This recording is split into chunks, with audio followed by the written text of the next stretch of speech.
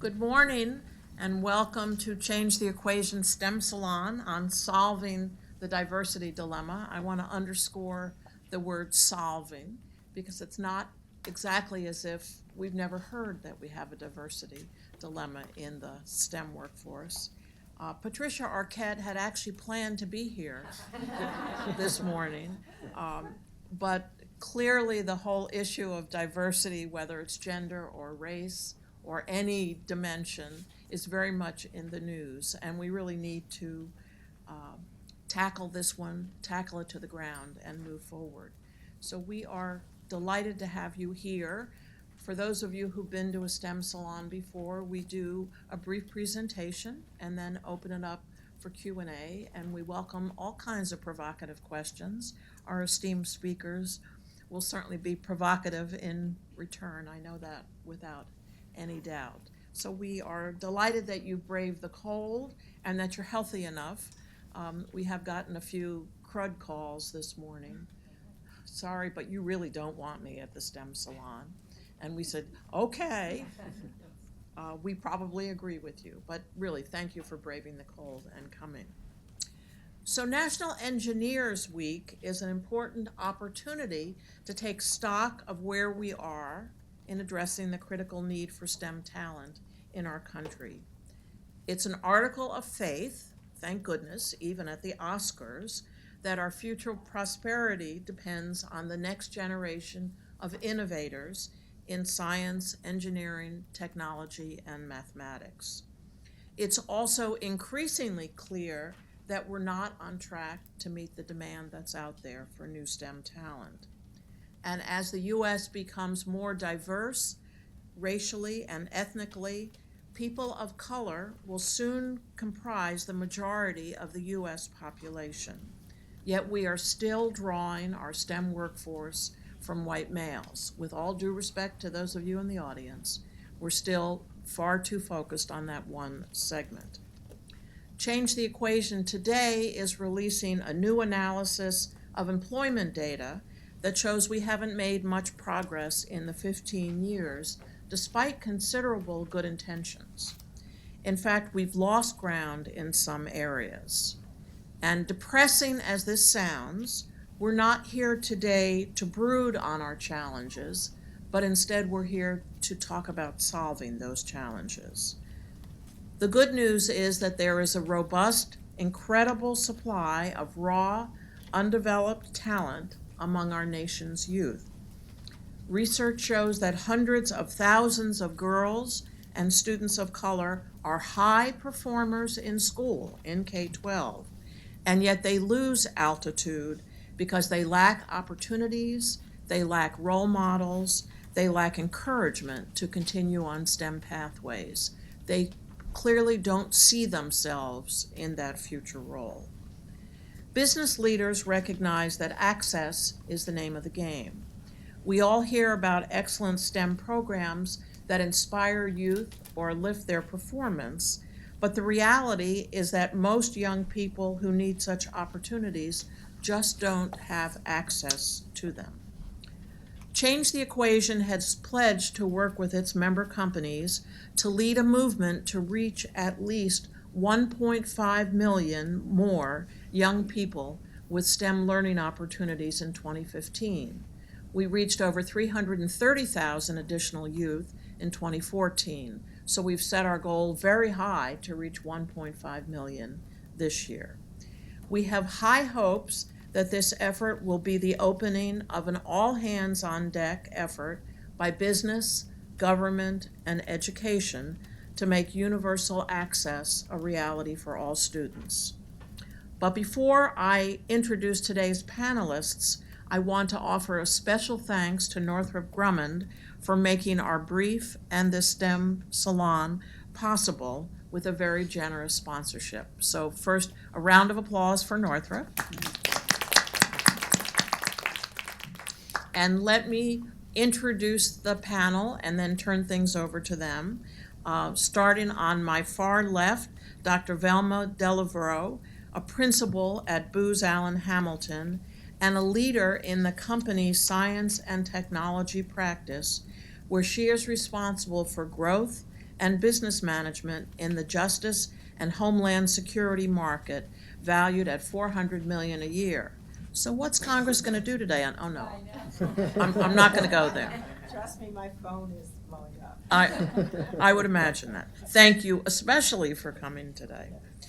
She has a PhD in industrial and manufacturing engineering and is a noted speaker on approaches to address the National STEM Pipeline Challenge, especially for women and minorities. Next, we have Sandra Evers Manly, the Vice President of Global Corporate Responsibility at Northrop Grumman. She oversees charitable giving, which is considerable, corporate citizenship, diversity and inclusion, equal opportunity, business and ethics and business conduct, and workplace accommodations. This is before 9 o'clock in the morning, among other important areas. Under her leadership, the company has been named to Diversity Inc.'s top 50 companies list for using measurable diversity best practices and results. Evers Manly has also produced several award-winning films, including an animated series to introduce girls and students of color to STEM fields. Next to me, Dr. Claus von Zastrow, who is the COO and Director of Research at Change the Equation. He has nearly 15 years of experience directing education policy research and creating education partnerships. Before coming to Change the Equation, in other words, before I poached him, he directed a collaboration of 16 major education associations that represent over 10 million parents, educators, and policymakers. In other words, right in the thick of who's making policy happen. You can find more information about the panelists, the information on your seat, but let me turn things over to Claus, who will give us a quick overview of the data. Thanks, Linda. Thank you. I'm just going to give a quick overview of the data. I am Claus von Zastrow. Can you hear me? How's that? Is that better? Okay. I'm going to do a quick overview of the data. I am Claus von Zastrow, but this is somebody else's suit. I just want to mention I'm not wasting away. This apparently came back from the dry cleaners. Either it grew or I shrunk or something happened. So I tried mightily to figure out how this was a metaphor for today's topic, and I just can't. So I tried. Well, you're in a suit. That's right. Exactly. So I wanted to give just a brief overview of the data that we're presenting. I know that no one in this room is going to be surprised that we have a problem in representation in the STEM fields. I think what did discourage us, and we'll talk a little bit about the discouraging stuff before we pivot to solutions and what's much more encouraging, was that in the last 15 or so years, things have not gotten better, and in fact, one could argue they've even gotten a bit worse. So we looked at very recent government data, and this is what we found. So first of all, just to give you an overview, we do know that the demand for STEM talent is high. There's been some manner of debate around this issue, but everything that we look at reinforces it. We looked at projections by it's a company called Economic Modeling Specialists International, EMSI for short, which found that in the next 10 years, between 2014 and 2024, STEM jobs are projected to grow by 17%, whereas non-STEM jobs are projected to grow by 12%. So it's a pretty fast clip, and everything else we see shows that STEM unemployment currently is lower than in other areas, that STEM wages are higher, and we have all kinds of other anecdotal and also more robust data showing that the demand for STEM talent is growing and projected to grow even further in the future. It's quite high in each of the three fields we studied for this particular brief. We looked at computing, advanced manufacturing, and engineering in particular. Advanced manufacturing is one that isn't as often talked about, but by advanced manufacturing, we're looking at jobs that tend to be sort of middle-skilled jobs in STEM, but require a great deal of a strong STEM foundation for people to succeed. Now in computing, we see a 19% projected increase which is really a very big increase for just 10 years. Advanced manufacturing, 16%. So if you hear from people that manufacturing is dead, don't you believe it. This is one of the most robust areas of growth that we have seen. And in engineering, 12%, which is about at the average for non-STEM jobs. But as you'll see in a minute, in engineering, we're going to have a lot of replacement jobs that are required because people are aging.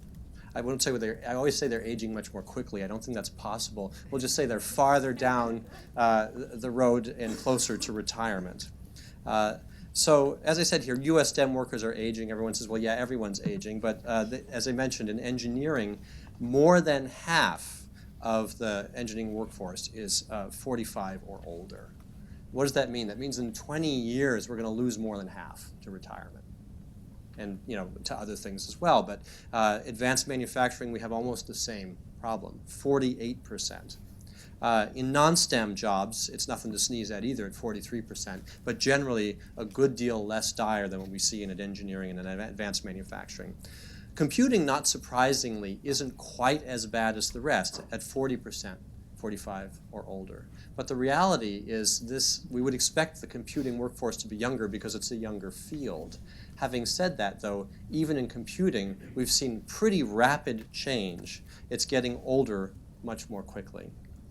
And in general, something that surprised me as I looked at the data was that there are actually fewer younger STEM workers now than there were in 2001 in the workforce.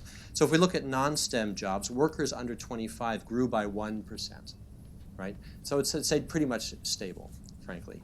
In engineering, however, they declined by 25%, and in computing by 15%. Now, this is not because these jobs aren't available. I mean, every other indicator we have, unemployment, wages, and other things, shows that there's actually robust demand here. And so this is something we've got to get to the bottom of. The demographics of this are not good. It's showing that more people are moving towards retirement, fewer young people were moving in, and so we're going to need all the talent we can get. We're going to need all hands on deck. So let's go to computer workers again for a minute. I mentioned that they are not as old in general as workers in other STEM fields, but they have aged. Again, they have the component who are 55 and older has grown much more quickly in computing than any of the other fields I looked at. It's almost 80% increase between 2001 and 2005 in the number of workers who are 55 and older. And as I noted before, the under 25 set declined by 15%. So that's a pretty strong demographic tidal wave in computing as well. So it's not just young kids with hoodies here. Now, the face of the nation is, of course, changing. We see that white and Asians as a percent of the total working age population declined pretty sharply between 2001 and 2014, from 74% of the total working age population to 69%.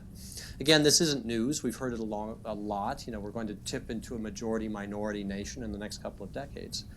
But the fact is, while the face of the nation is changing, the face of STEM isn't. I mean, to me, this is pretty stark. When we looked at the white and Asian percent of the workforce in 2001 and 2014, it stays around between 88 and 83% of the total workforce, and it's barely budged in this time. And that's surprising, frankly. It shouldn't be that way. At the very least, we would actually be keeping basically following the trend and the demographic trends that have been happening in the country as a whole, but we haven't. U.S. minorities in particular are losing ground. And so if you look at this chart here, you see that top line is the increase in percentage of the African American and Latino working age population. They rose from under 25, so about 24 to 29% since 2001. But the line below it is the advanced manufacturing workforce. In other words, African American and Latino workers are only 16% of the advanced manufacturing workforce. In 2001, they were 15%. So there's barely a budge there. As the computing workforce, it's basically stayed from 14 to 15%, barely an increase. And it's been particularly dire in engineering, where it went from 11 to 12%. So at the very least, we would like to see these lines running parallel.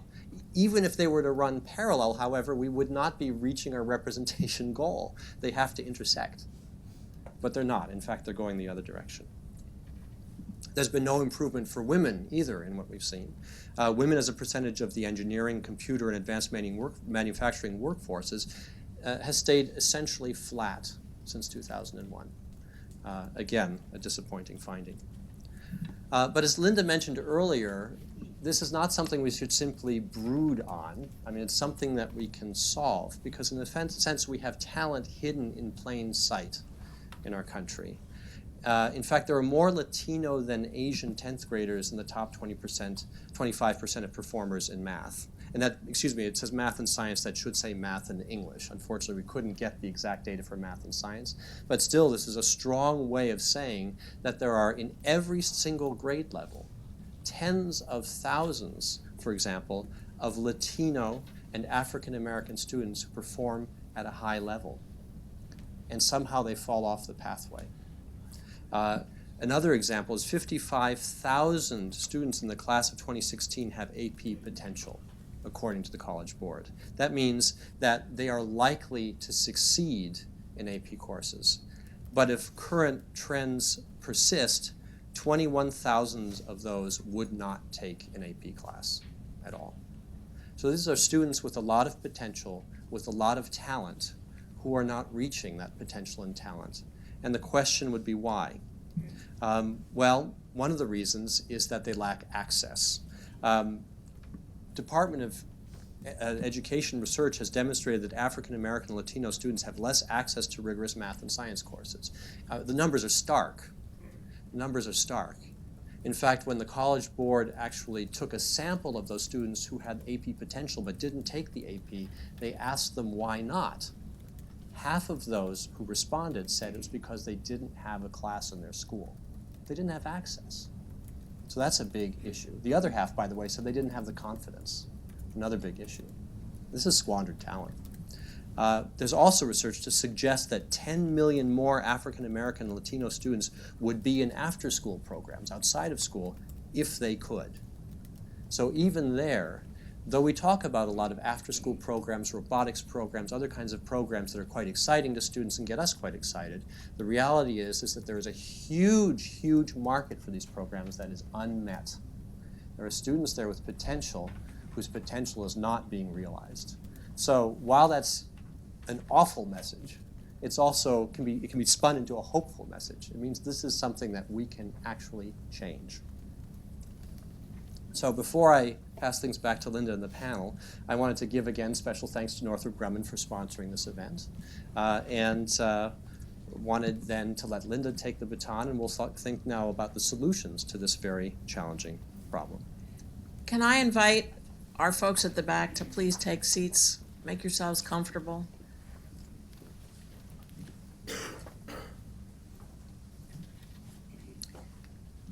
You'll have plenty of opportunity to pose some questions to Claus about the data that may occur to you. But in the meantime, let me pose some questions to our panelists. We're hoping they'll respond and also tussle and add with to one another. And we may have Claus jump in wherever he feels appropriate as well. So my turn now for questions, then your turn. You've seen the data that we've made very little progress in diversifying the STEM workforce since 2001. Are you surprised? And do you see evidence of it in your own companies and your own communities? Velma? So I will tell you I was a bit surprised. I had hoped that after all these years we would have made more progress because I see so much activities, pockets of activity everywhere. There's lots of articles, lots of interest, lots of initiatives. But at the end of the day, I realized that the way we're attacking this problem, we can actually be a lot more strategic. And I want to talk about that a little bit later, but it did kind of surprise me and make me feel like we've got to do more. I don't think I was surprised. I think if I look at what's going on, and one of the things you'll learn about me is I'm a very transparent person. So if I look at diversity within our company, we've made a lot of progress, but there's a lot of pockets that we have not. When I look at the number of studies, and that's one of the things, there's been so many studies on this issue. There's the annual Aviation Week, there's the Power Study that was done by SWE regarding women in the workplace. This past yesterday, I think the Center on Innovation just did a study on Silicon Valley. So no, I'm not surprised. The very schools and underrepresented communities we talk about, I'm from those communities. And I happen to go to a lot of these schools on a daily basis. And I see the access issue is a huge issue. I also believe that the dialogue often takes place and does not take place in those communities. And so I see that as a big issue, that we often don't have those organizations and the communities that we talk about at the table. And I think until we change the dialogue and the engagement of where it's happening, unfortunately, I think we're going to continue to have the problem. I recently identified a young organization in PG County. I'm from California, and when I first came here 3 years ago, the whole dialogue about PG County, for example, was just so negative. I couldn't believe it. And when I went there, I was like, wow, there's greatness going on in these schools and a lot of these programs. And I believe that's one of the issues, is that we tend to have the engagement not with those organizations at the grassroots level. And I think we've got to get them engaged and a part of the discussion. Great, great. Do you think we might be turning a corner here? We can sort of see where we need to go, but do you think we're getting closer to that? And if so, what might give you hope? Or if not, what discourages you? Well, I have hope, so I'm not going to let this report or any other report deter where I think we need to go and where we can go, because I definitely see some great things happening. I see some organizations out there who are really helping to make a difference, and I think it's a matter of how do we look at those organizations and create greater impact and make sure that we bring those organizations up to scale. So I definitely see, I think our industry, for example, and I see Susan Lavrakis in the audience today, I think our industry, the aerospace industry under AIA recently, several years ago, came together to say we're putting a lot of money out there. Let's take a step back and look at what organizations, how can we now come together to really create greater impact. So I'm hopeful. I really believe there's some great things going on, and I'm hoping that's where the dialogue goes, is how do we now look at what's going on, what's successful, and what else do we need to do. So I would also say that I'm hopeful, and the reason I'm hopeful is because I'm seeing people starting to make more connections and more partnerships. So there's this big effort now to figure out, how does government, how does industry, how does the school system, how do they work together in order to have a multiplier effect? I think that it's still an issue that Sandra mentioned, that who needs to be part of this partnership that is absent, and that's some of the people in the local communities who have access to all of these kids that we're trying to get into the pipeline. That's the missing part of this whole equation. So I think we need to really have a serious discussion about what does an effective partnership look like, so that we don't end up seeing this data again 10, 15 years from now, because we've got lots of activity but no real strategy around who has access to the communities of color that I'm trying to bring up. How do I have a sustained effort?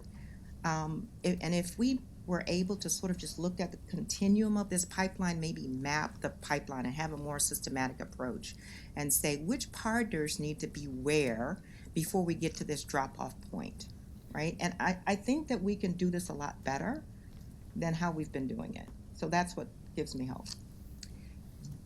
Sandra, you mentioned that there's some great things out there that are happening.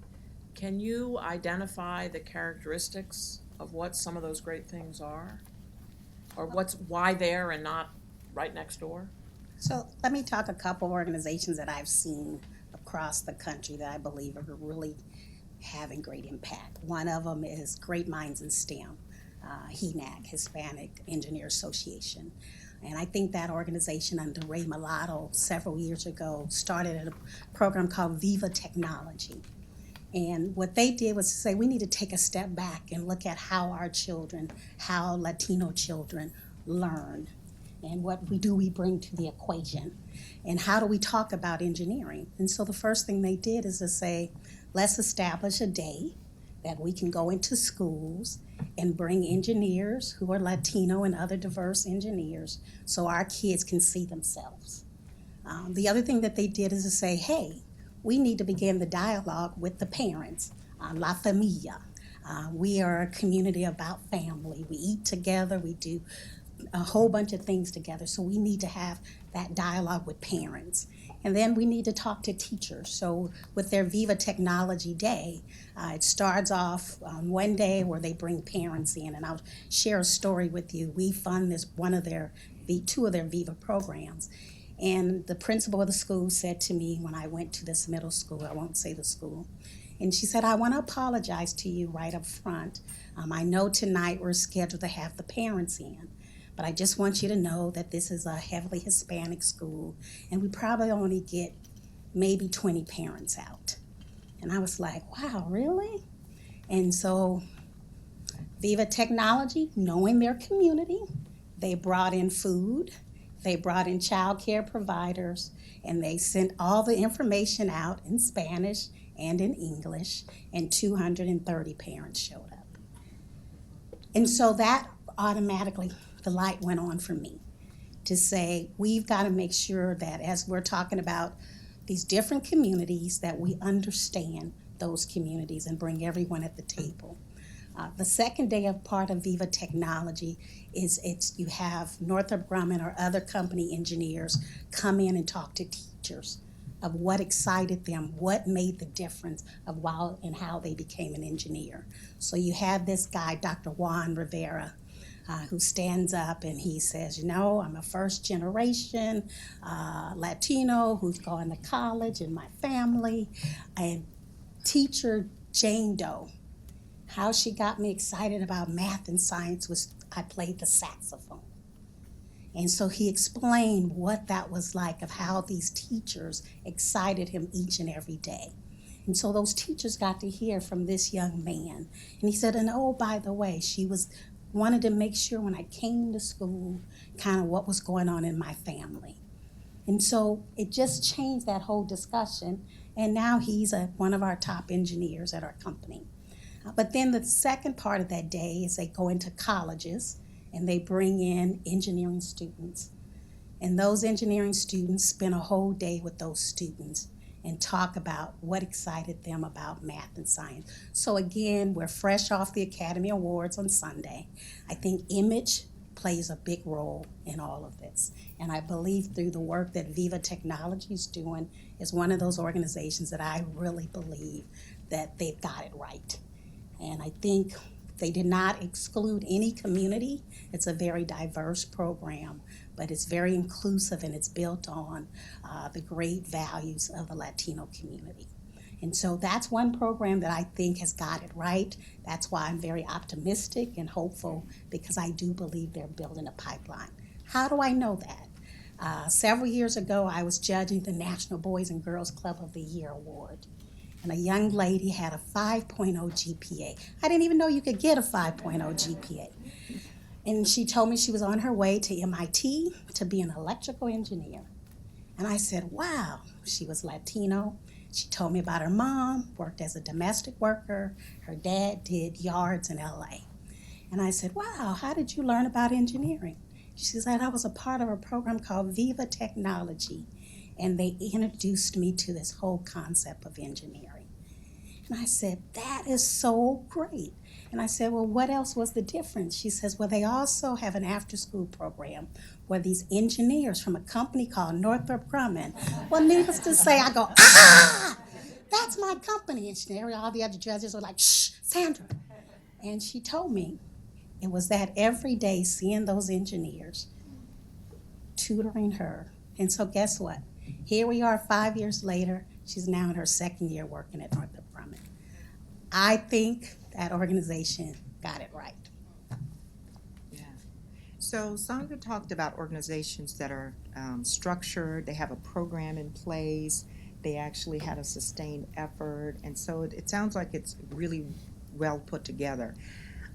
My theory is that there are other organizations that actually we can bring up to that level, and they're doing all these activities, but they don't have a mechanism to partner, and they don't have the connections with some of these corporate sponsors so that they could work together. For example, there are a lot of churches. I belong to a church with 10,000 people, and we have about 100 different ministries. One of them is the aviation ministry, right?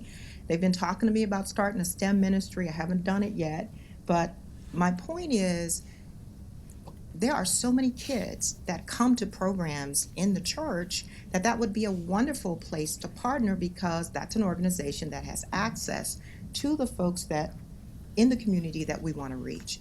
In addition to that, you have a lot of the sororities and fraternities in the African American communities that have formal STEM programs. And they're national programs. These are national organizations that, were we to partner with them, you could actually elevate those programs, put some more structure around it, put some funding behind it, and also help these kids to really understand the art of the possible at an early age, because that's really key. Is if they can actually see it's possible for me to become an engineer at Northrop Grumman, or can be hired by Booz Allen Hamilton, and so it becomes real for them. It's not some theory someplace, it becomes real. And I think that there are opportunities that we can take advantage of that we're not, because we're not thinking more broadly about who in the community has access to the people I need to work with and bring on board. Let's switch a little bit from organizations writ large and try to focus some on companies, which both of you clearly represent. It's clear, and Change the Equation knows this from our own data, that companies spend hundreds of millions of dollars on their efforts to improve STEM education. Nonetheless, that is really pale in comparison to the public dollars, both from the federal government and even more from state governments. So what is it that you think companies can do to ensure that their investments are highly leveraged and really have the most impact, even greater than the amount or the magnitude of money? How can they catalyze efforts that go well beyond the scope of their specific investments? So Velma talked a little bit about partnerships. So I oversee all of our giving for Northrop Grumman, and I also serve as president of our foundation, which our foundation is geared towards STEM education. 10 years ago, I went to our leadership and said, as we give out funding in a local community, a big element of our giving has got to be with organizations who understand the value of partnerships, and so who understand collaborations. So those organizations who are able to show that they have very strategic collaborations are ones that I tend to encourage my teams to support. So let me give you an example. Several years ago, Northrop Grumman became the presenting sponsor of the AFA Cyber Patriots program. It's an online program for young high school students who can solve the problems faster in a team.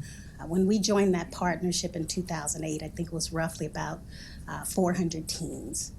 Today, that program has now grown to 1,300 teams. We've now focused it down to middle school and elementary. So one of the things that AFA did when we talked to them is that they went out and partnered and collaborated. And so we said, here are a lot of our local schools in the various communities we're in. Here are some of the nonprofits, the NSBE, SHIPs, and other organizations. We're going to continue to fund you, but it's important for you to understand we want to make sure that our after-school programs and our local schools that we have are aware of this program. It's not enough for us just to give you funding. You've got to make sure that the various diverse communities in which Northrop Grumman resides in and where we're doing our giving, that they understand and can have access to this program. So I really believe collaboration and partnerships are key. And that's a message that I give to all of our nonprofits. VEX Robotics is another program that we sponsor, the presenting sponsor. VEX is now going to all of our other nonprofit partners, big and small, to say, if you have a day, VEX will come, we will teach, We will do whatever you can so that you can leverage the partnership we have with Northrop Grumman. So I strongly believe in partnerships, and that's one of the reasons why this study for us was a no-brainer. Change the Equation is a critical partner who brings us all together to help really look at what do we need to do. So for me, if an organization is able to show that they've got diverse partnerships, chances are they'll be very successful in getting a grant with Northrop Grumman. So, Booz Allen has been sponsoring and continues to sponsor many STEM organizations. First, Black Engineer of the Year, NSBE, a number of organizations locally and nationally. And so for us, because the very issue that we've been talking about, the fact that we're putting money in all these different places, but it's diffuse, and we're asking ourselves, how can we have a bigger impact? So that's an internal discussion that we're having as well to figure out how do we partner in a way that actually gets a bigger return on investment. I think for us, we've actually moved from just, we give awards to folks for their participation in the community.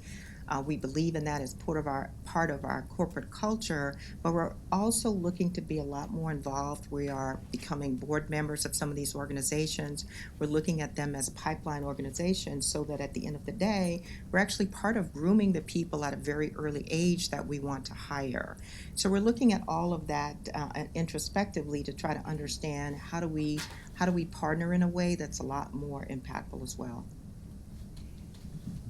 One of the things we hear from our member companies is that there's usually a robust cohort of employees who are eager and willing to get one-on-one with kids in a variety of ways, in a variety of settings. Sometimes that means during the workday, sometimes it doesn't. Can you talk a little bit about what either of your companies does in terms of employee engagement and that one-on-one relationship?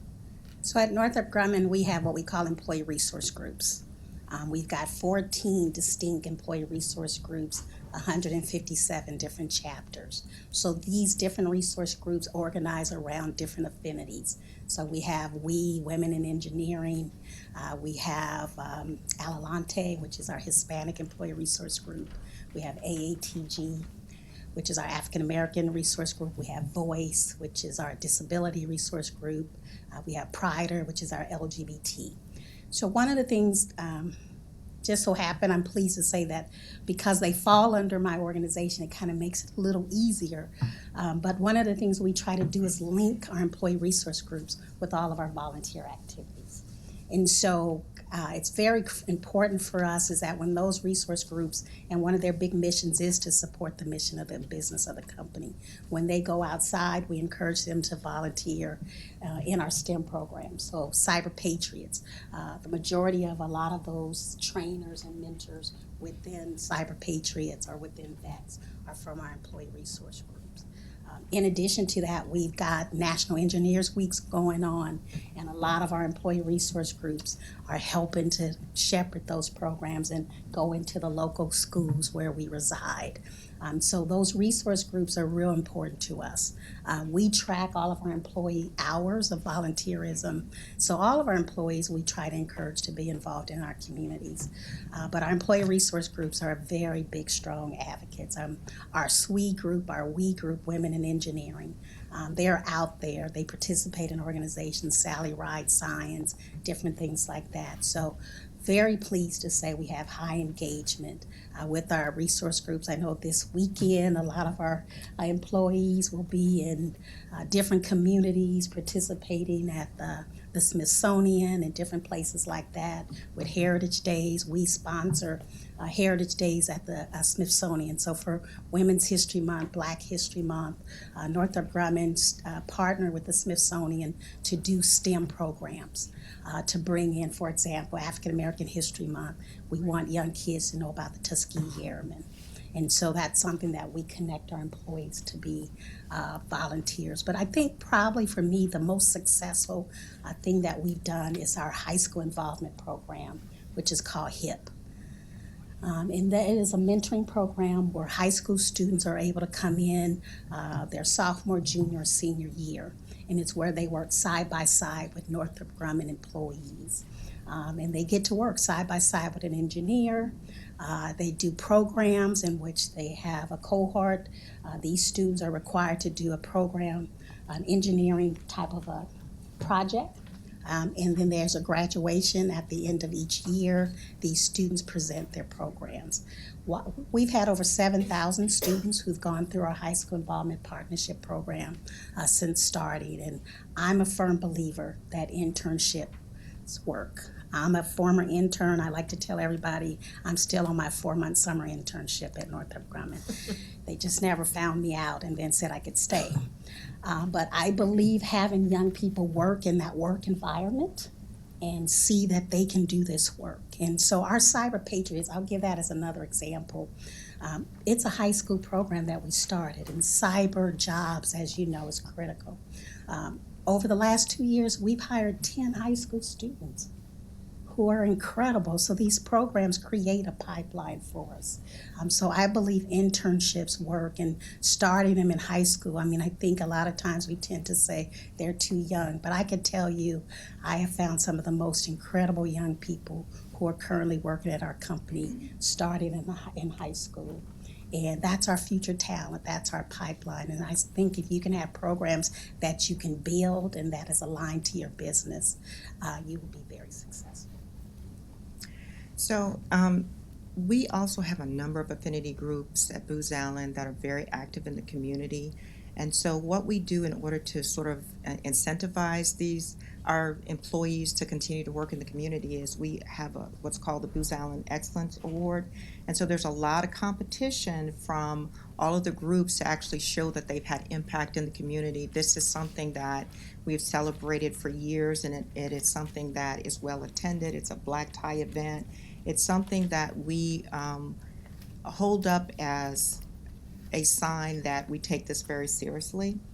And so I think at Booz Allen, for us, it's part of the DNA. It's part of when people come into Booz Allen, there's an expectation that in addition to the corporate work that you do every day, that you're actually having a community impact. And in fact, this week we're having an internship event where we talk to minority interns about how to be successful at the company. We help them understand what it means to be a great protege, how to get a mentor, and how to be successful and to stay on the pipeline. And we try to match them up with mentors within the company.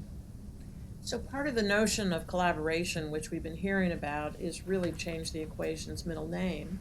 And what we've heard are examples of A-plus companies who have figured it out and who are doing it very well. Some of our companies in Change the Equation and some companies in corporate America writ large are still trying to learn some of these lessons. So in the spirit of preview of coming attractions, I would just mention that next month, we are in February, aren't we? This interminable month that's going on forever. Next month, we are releasing a guide that helps corporate America think about the best ways to do employee engagement. We've had a committee of about 10 companies, I think, who have been working on this guide.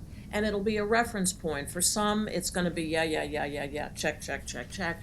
For others, gee, that would be a really good thing for us to think about, and maybe we can talk to other members who've already scaled that precipice and know just how to handle it. One of the most interesting comments you made, Sandra, was about high school internships, which has been a discussion quite a bit within the hallowed walls of Change the Equation staff, and this notion of auditioning the future workforce. So we may have to put you on the road, as if you don't have enough to do.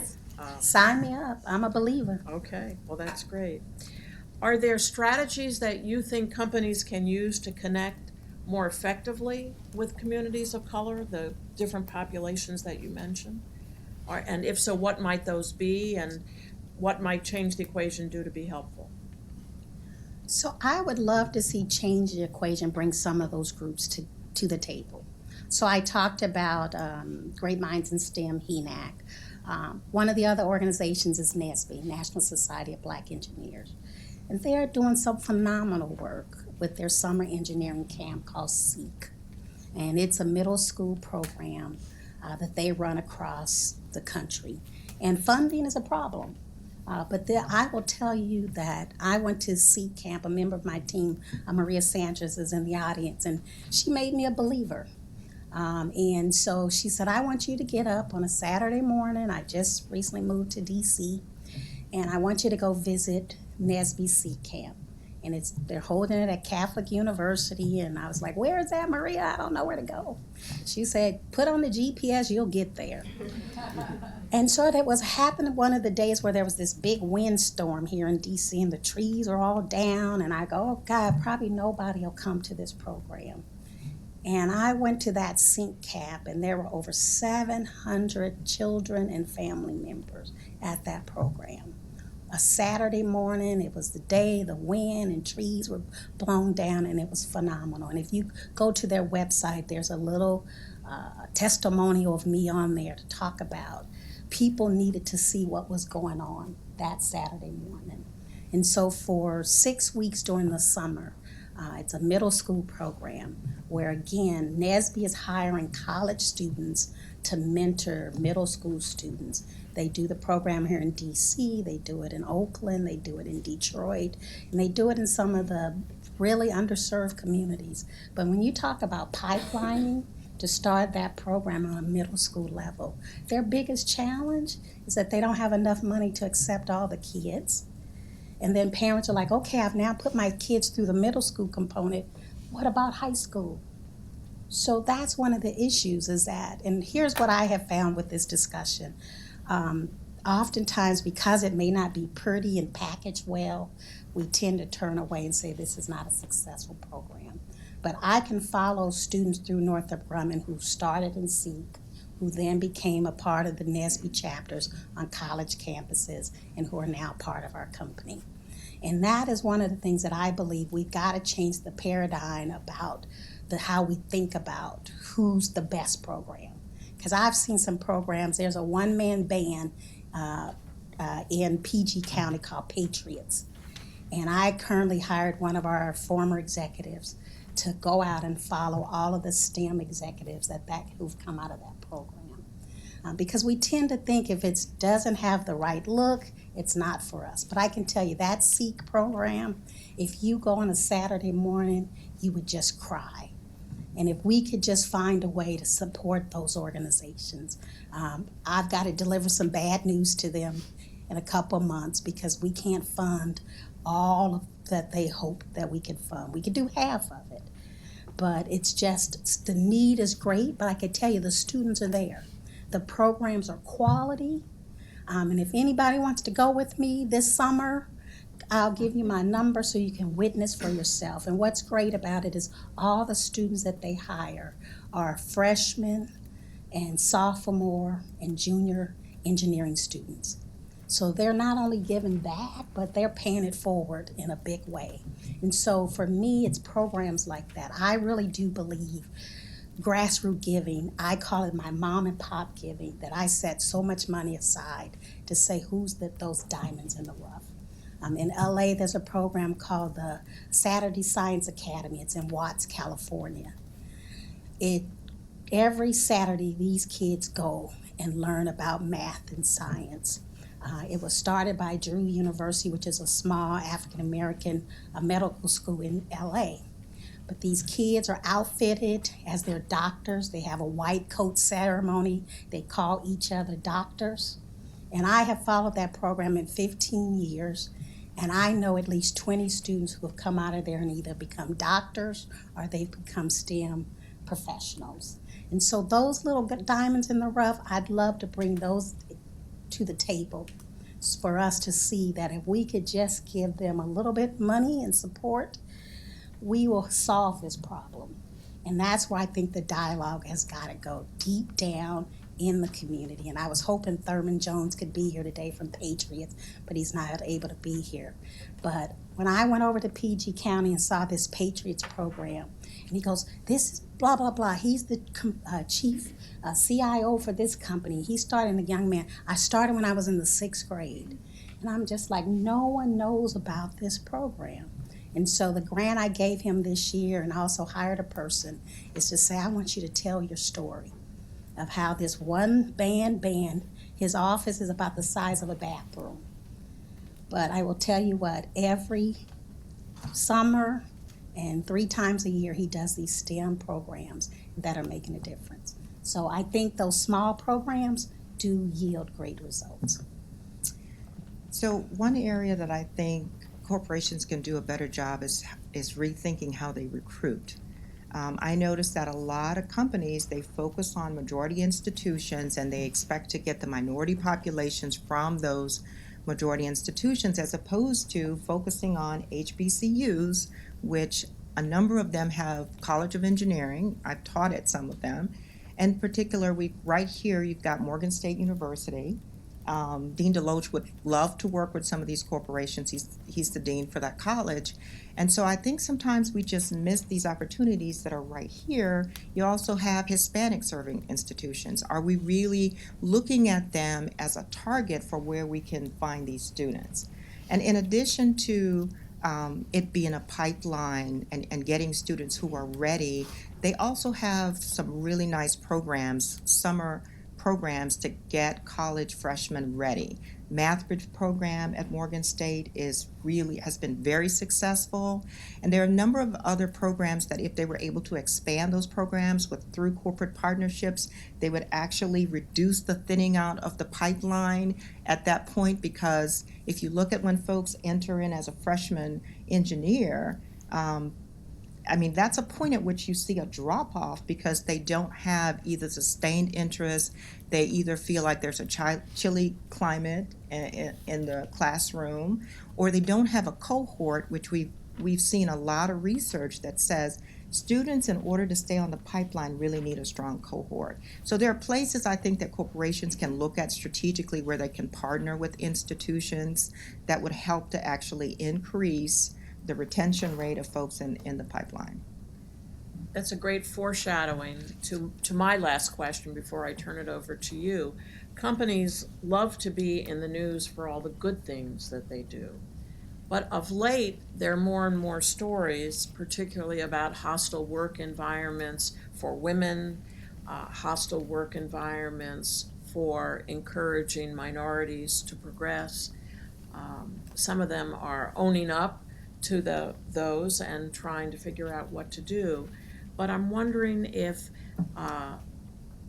how pervasive a problem do you see that the work environment is to nurturing talent? I mean, if all of these small programs succeed in getting folks into a post-secondary degree, the workplace still needs to be a welcoming environment. What's your sense on that dimension? So I think we have work to do. I mean, the power study that was done by SWE a couple years ago talked about the whole thing about environment, and that women are entering into engineering, but they're also leaving faster. And it has to do with the environment. So as much as we can put in mentors and sponsorships programs where an individual feel I've got a mentor, or more so I've got a sponsor, those things are critical. Putting the right environment. So the first thing we did with the power study, which really just talked about women in engineering, is that we took it to our women engineers. Our chairman and CEO, we've got an incredible chairman and CEO in Wes Bush. And Wes asked us, he chairs our Diversity and Inclusion Council for our company. And so first of all, we presented to our Diversity and Inclusion Leadership Council this study. And then the first thing he said is, well, let's take it out to the general workforce. Let's hear from our women engineers. Do they believe this is happening at Northrop Grumman? And if so, what do we need to do to change it? So that was the first thing we did, was to take that study. We took it to our Society of Women Engineers conference. We met with our women engineers across the enterprise and said, here's what we heard through this study. Now, what does this mean to us at Northrop Grumman? So one of the things we heard is that we needed to put more work-life programs in place at our company, that we had pockets at some of our sector. We call our major business group sectors. So at some of our sectors, they had robust work-life programs, things, sitter care, elder care programs, different things like that. So tomorrow, we're putting out a major announcement across our enterprise that talks about our new work-life program. One of the other things we heard is that individuals sometimes want to go off ramp. They may want to go off ramp to have a child. They may want to go off ramp to pursue a degree.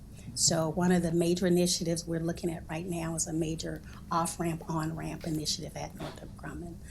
So I think as much as we can have the dialogue and be transparent and not run from it, because we know there are issues within our company. But I will say that we've started the dialogue. We've asked our employee resource groups to help us identify what are those areas that we need to work on. What should we be focused on? And so I think to have the dialogue, to be transparent about the dialogue, because the environment is critical. We started a program at North Carolina A&T talking about HBCUs, and I want to give a big shout out to our HBCUs, and I want to really encourage companies that sometimes people tend to say those schools, but there are so much power and talent in those schools that we really need to focus on those schools. But we found within that environment in North Carolina A&T is that if we could get students across that first year, that freshman year, so we put a homework center. We funded a center where, say, got talent, needs assistance with homework. So we worked with a number of our employees who attended that university to say, how do we help create that environment at that college? Because if we're able to help that university, we will be able to recruit those students. So I think environment is a big issue. It's one we've got to work on, and it starts at the top. And I will only tell you from where I live and where I work, I've seen it. So we moved our headquarters here. It'll be 5 years, 4 years in November. And at the time, our chairman and CEO, the entire leadership team of Northrop Grumman was predominantly male. And so now, today, I will tell you, when we relocated here, it gave us an opportunity. It gave our chairman and CEO an opportunity to say, I'm going to change the landscape of my leadership team. So half of his leadership team is now women. So people can look at the top and see we've got 4 sectors of that. 2 of the sectors are women. People can see of 6 of his 12 leaders, they're all women. And so that tone, it really starts at the top. And if individuals see that, they'll believe it. And then the next question is, how do you cascade that down? Because what we hear, again, we use our employee resource groups a lot. It's that what I call mood at the middle, what's happening at the middle, that things tend to get stuck.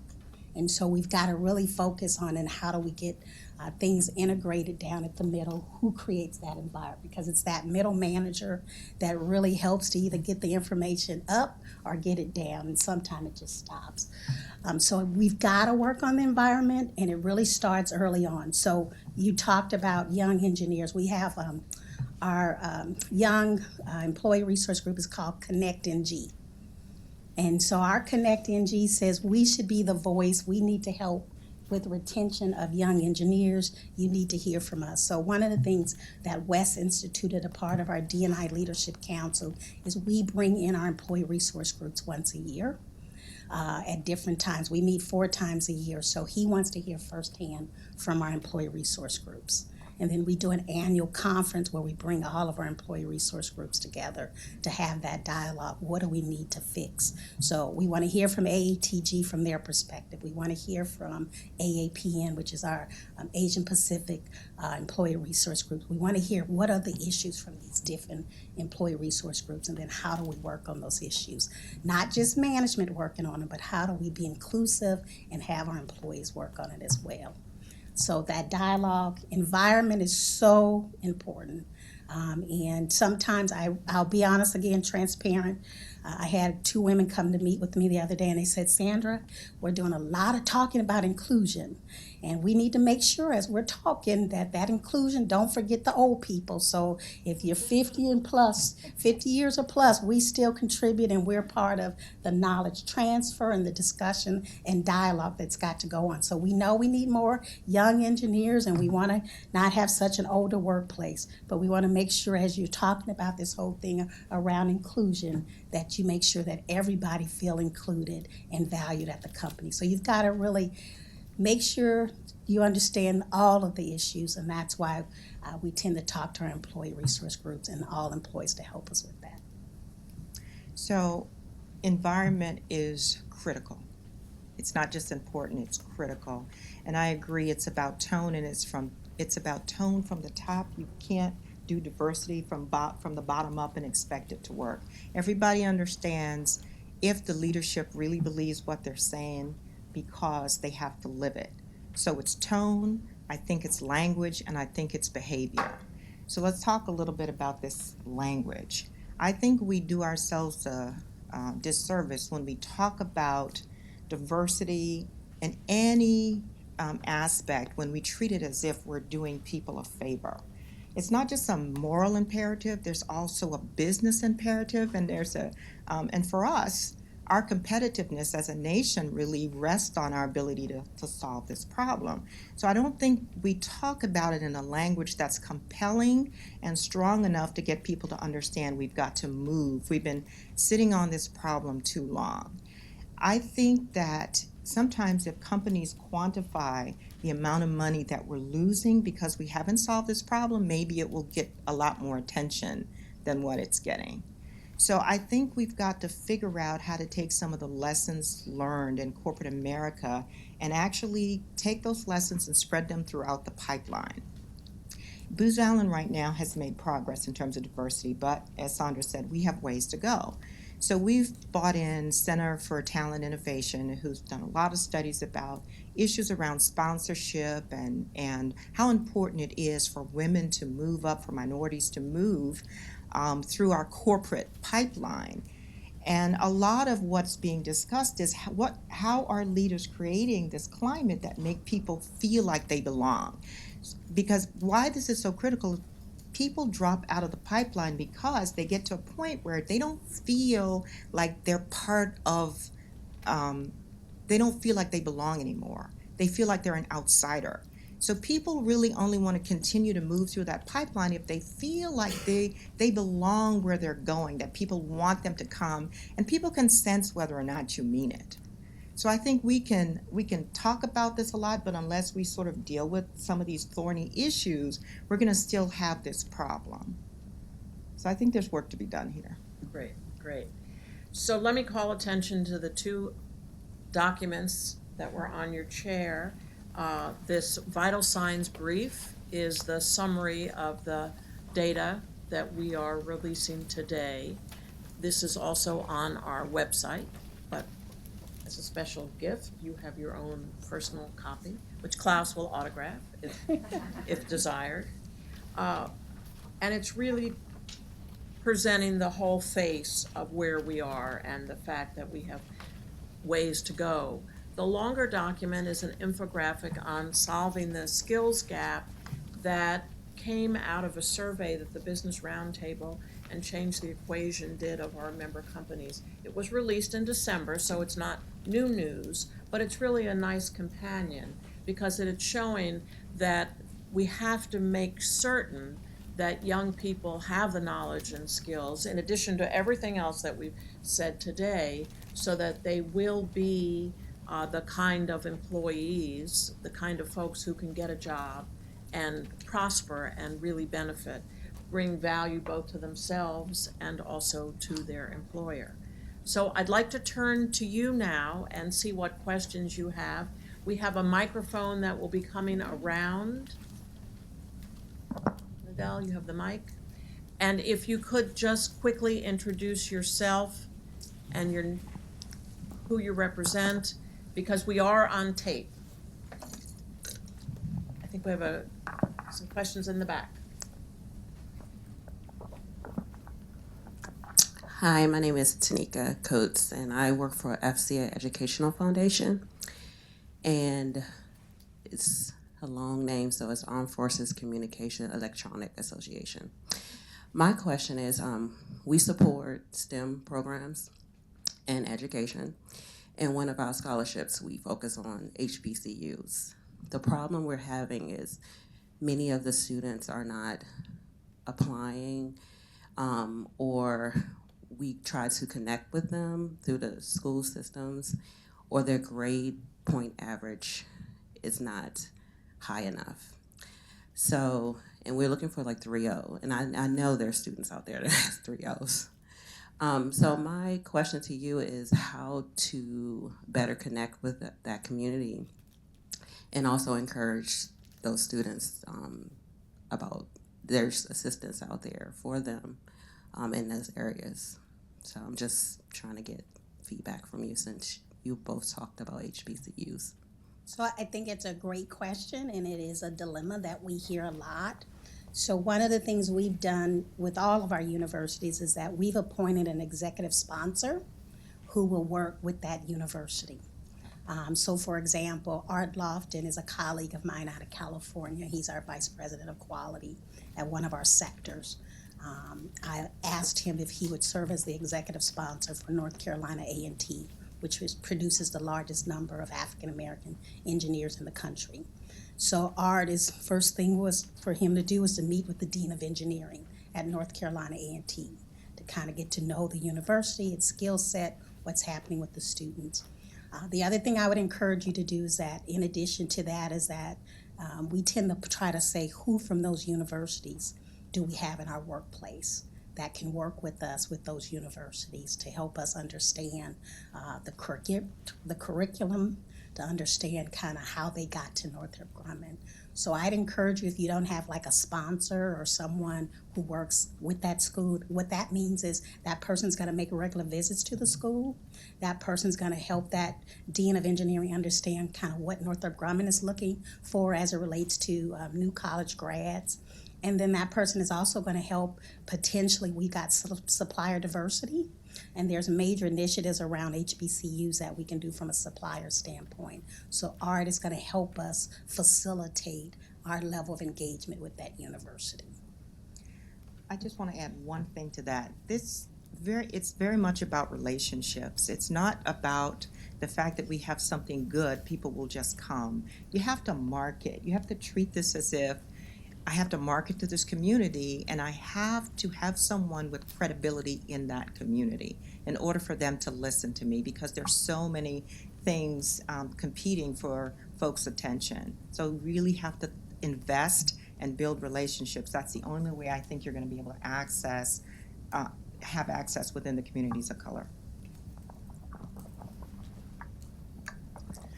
Hi, I'm Cheryl Williams, Executive Director of the Learning First Alliance. I've been building off of all the good work Claus did prior to my being there. We're a group of the National K-12 Education Associations, and my question for you is, in your work, have you invested in communication strategies around stuff that works? Because, I mean, what we've been trying to do is change the conversation.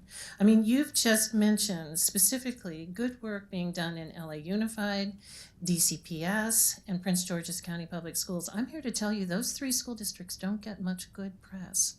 And we really tried to coalesce around addressing the issues there are in public education honestly and fairly, and saying, we know things have to change, but we're too often just getting beat up on and not having the respect given to what we know we've worked on our whole lives and what the challenges are at the local level. So I'm wondering, and this gets to your partnership issue too, if communication strategies around what those partnerships are, because I'm telling you, this data you've got here, which is very sobering, I'm telling you who's going to get the blame for this. My members.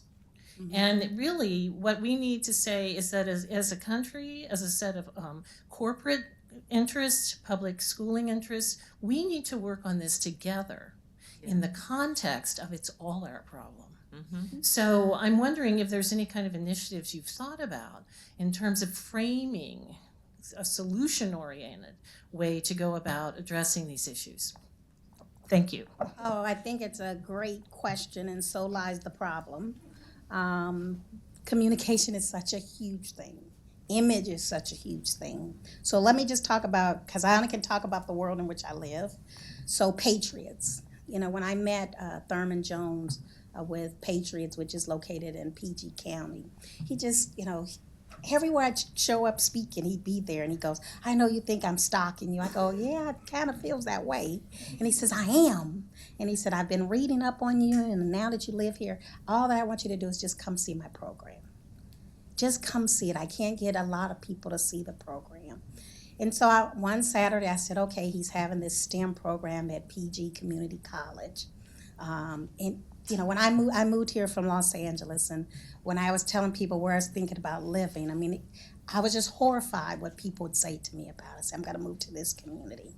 And so I just said, you know what? Those are the communities I grew up in.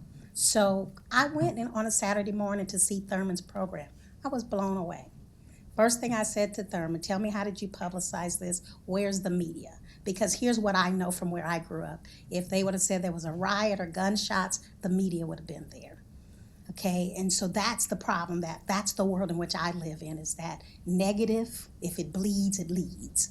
And that's what we've got to deal with as we talk about this whole discussion about engineering and STEM. And so the first thing I said to Thurman, I said, you know what, I want to help you in your program because I see what you're doing. So I called a former Northrop Grumman colleague, George Reynolds, who's this incredible engineer who retired out of our electronic systems sector. And I said, George, I want you to go work with this nonprofit. I said, he's got a great story of all of these young people who started with his program who are now executives in corporate America.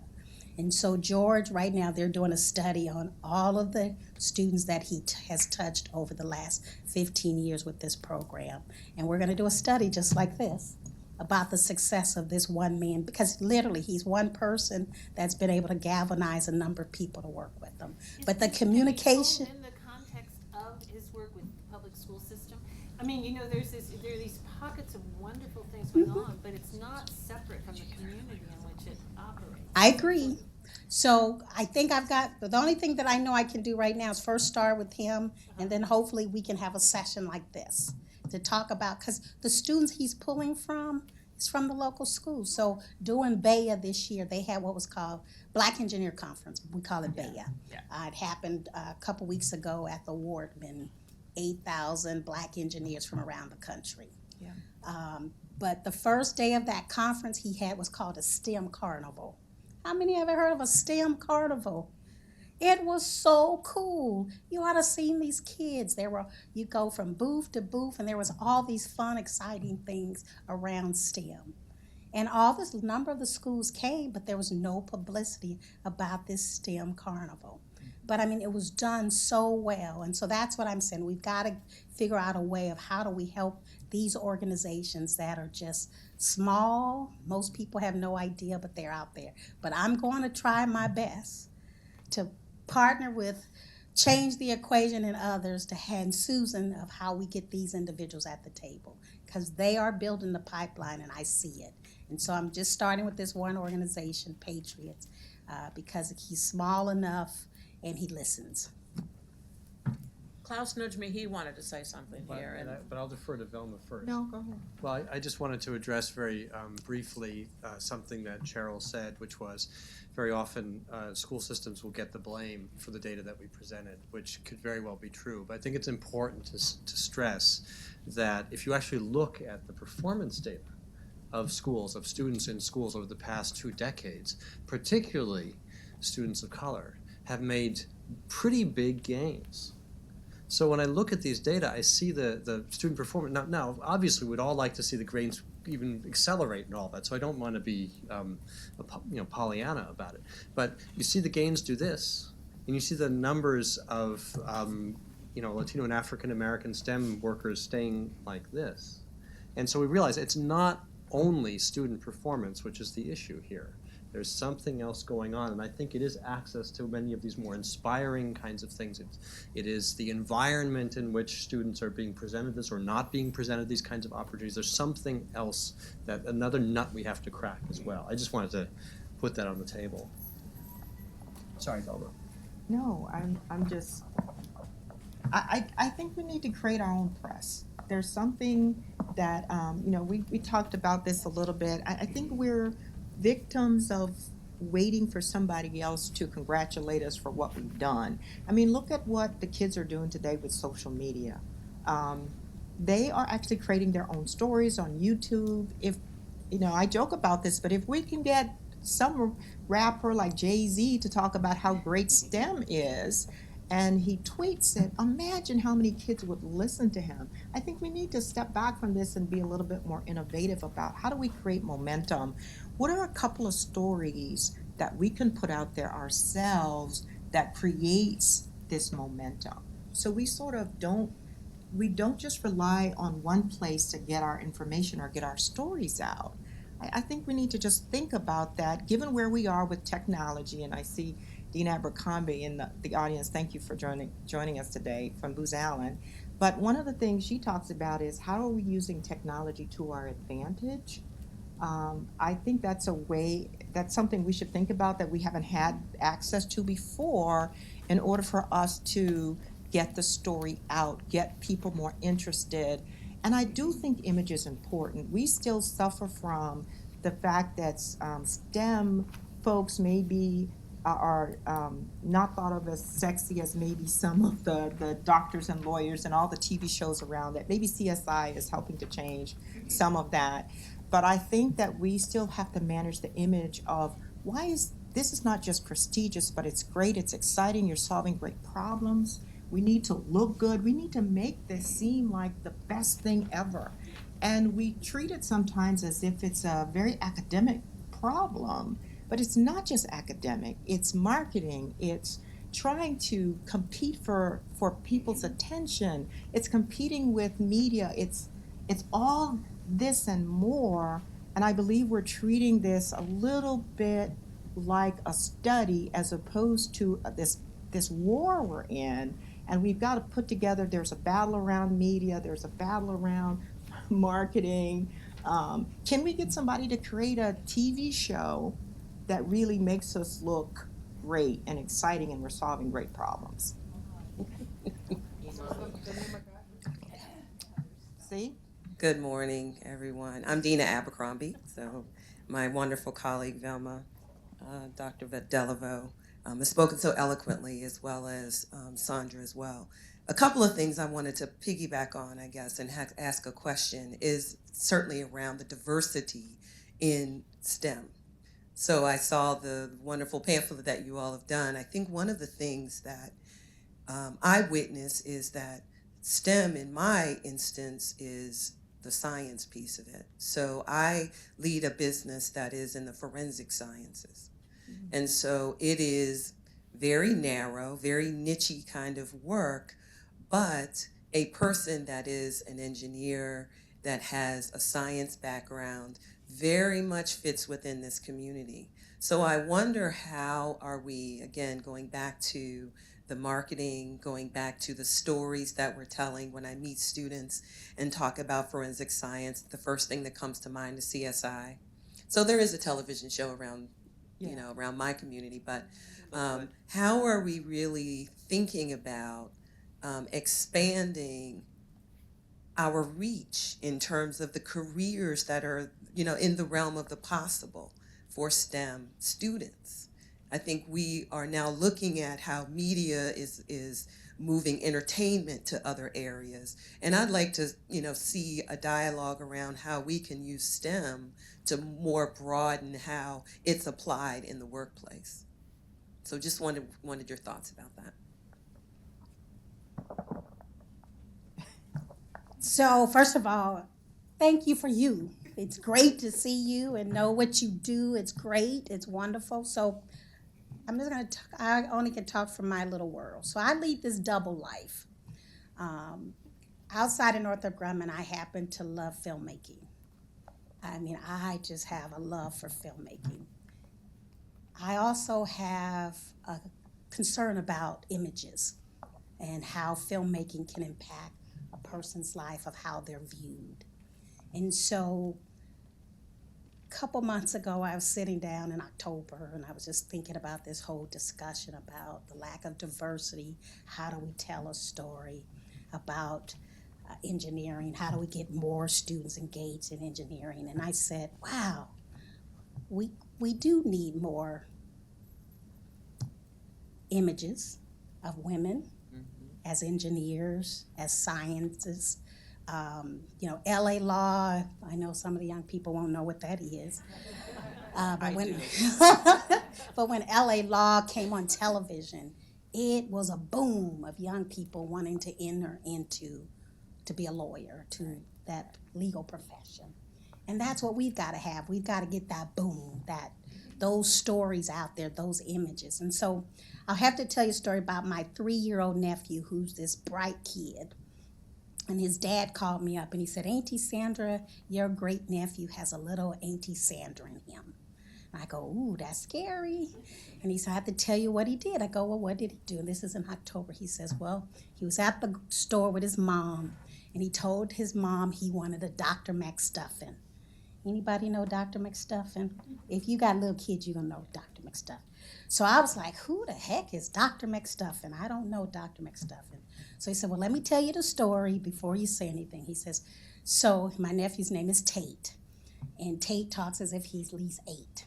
And he said Tate was telling his mom that he wanted a Dr. McStuffin for Christmas. And so there was a gentleman standing next to Tate and his mom.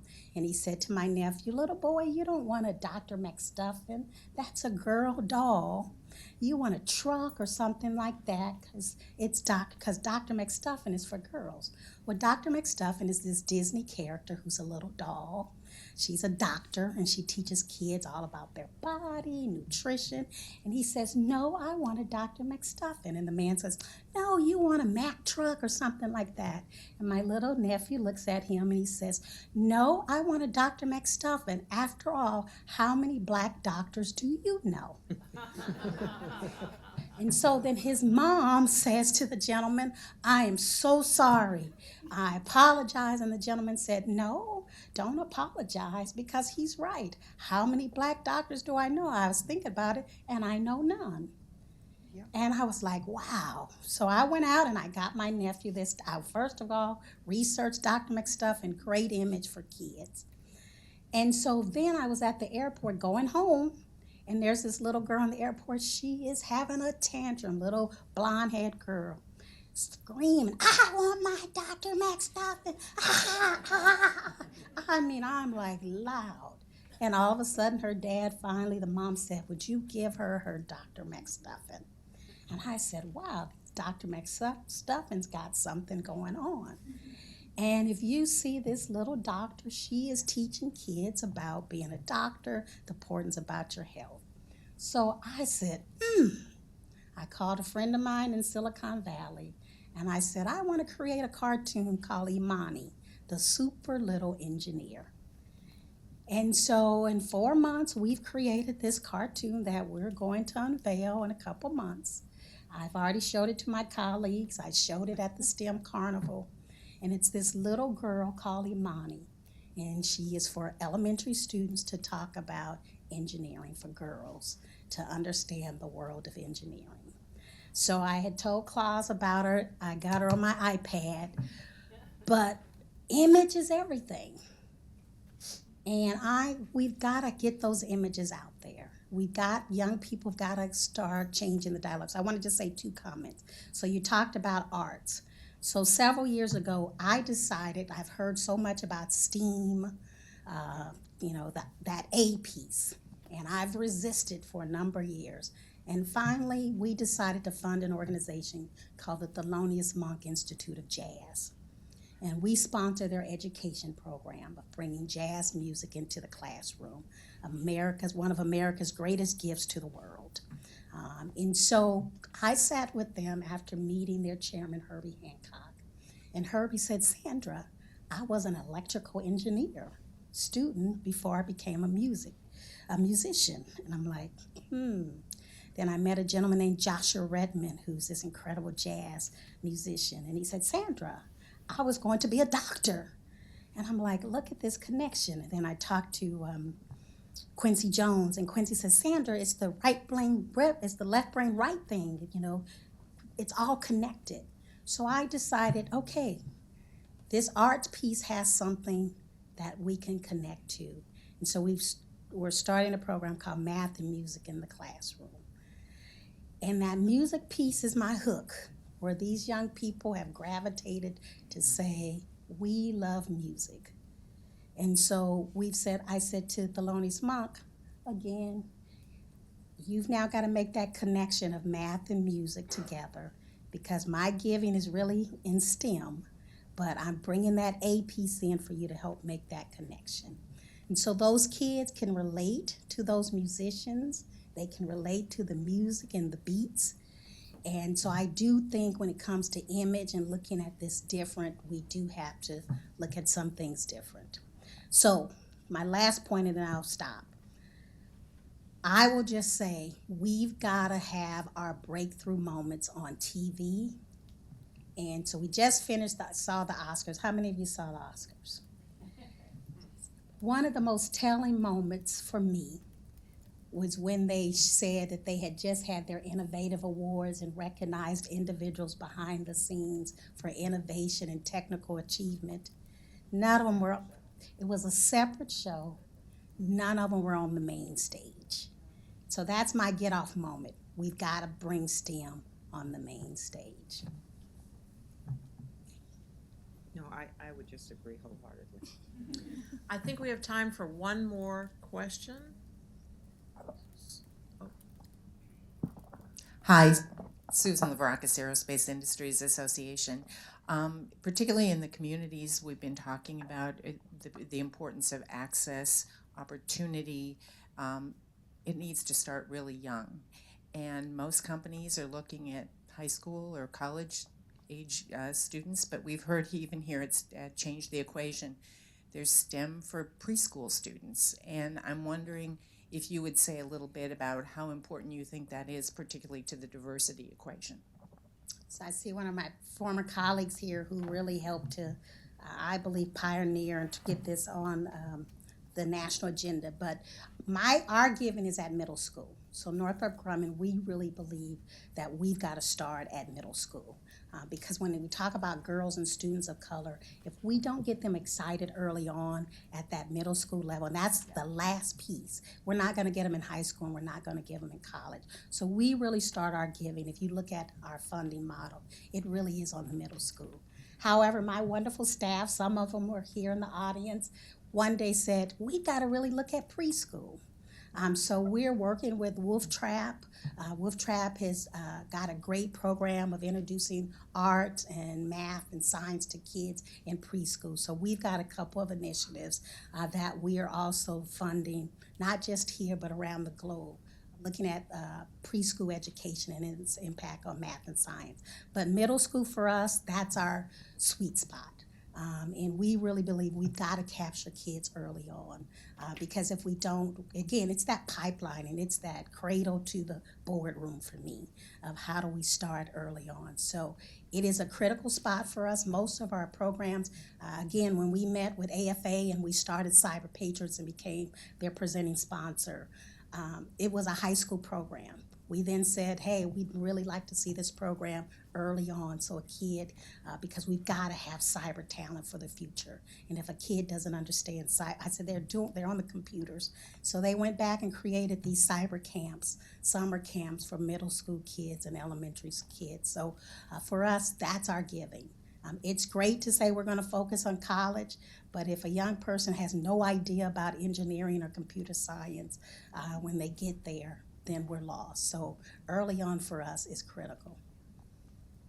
And I would just agree. I think we need more programs if people are trying to figure out where do I really invest my time in the pipeline. If you were to ever look at a graphic of the pipeline, it starts out big and then it thins out and really get thin by the time you get to the bachelor's degree in engineering or science and the master's degree. So the focus has to be on getting that pipeline a lot bigger at the beginning so you have more people to work with.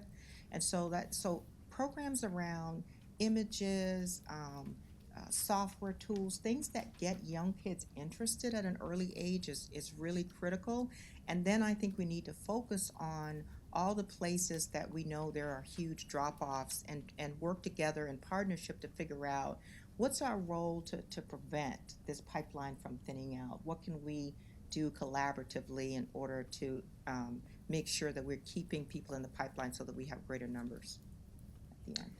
Well, before we thank our wonderful panel, I want to thank you as an audience. I've had the privilege of watching very engaged faces, lots of head nodding, lots of note taking, really, you all have really been as part of this conversation. So it's a testimonial to you, but it's also a testimonial to our two guests who bring incredible expertise, knowledge, and might I say passion about this subject.